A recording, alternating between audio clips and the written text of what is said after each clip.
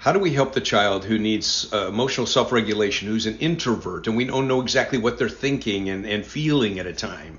That's what I want to talk about here. I'm Dr. Scott Turansky. I'm a professor at Concordia University, where I teach the master's level program for people who are getting a family life education degree. I also train biblical parenting coaches, and we see a lot of families through our whole coaching program. And I'm going to deal with the specific problem of a child who's an introvert. Now, a child who's an introvert, what they mean is that there's an internal processor. That's the part of introvert that we're talking about.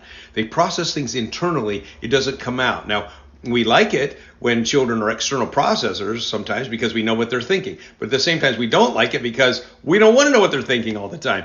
But the internal processor is often processing things inside, and they need help to know how to deal with things. So we have to be careful here, because we don't want to make things worse by imagining things or creating things or saying you must be feeling this or that. So we can't rely specifically on many of the other tools we're using at first, because they're not acting out. Sometimes they're just punishing themselves, or they're retreating, or they're developing an internal bitterness or anger. So we have to do a lot more listening. We have to be hypothetical in some regard, that we're asking them, hey, that was a difficult experience you had. I can imagine you might be feeling such and such. But we don't want to create problems that don't exist. So we have to be careful not to do that too much, or then we do create problems that don't exist. Okay. Another thing is that we want to model the right response. Boy, if I were being treated that way, then I would want to know how to process this. And this is what I do. And so you can model that so you're helping a child know how to deal with the challenges that they're facing.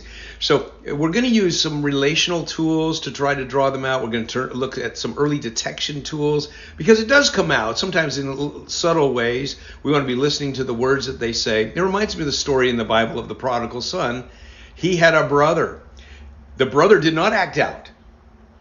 And so we don't know what's going on in the prodigal son's brother's life, except that he starts complaining at a point. And that's when we know that he has a problem.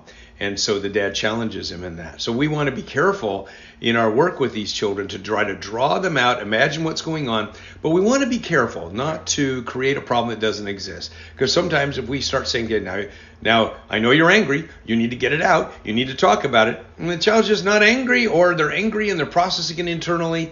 We all have this hidden part of our lives, every person, every child, and it's a part that sometimes we don't understand, and sometimes we don't share it with other people, but it's there, and sometimes we want to draw it out, and sometimes we want to leave it alone and go on. So we don't always draw things out that are inside of a child's heart, because sometimes they just make things worse. That's one of the downsides of counseling.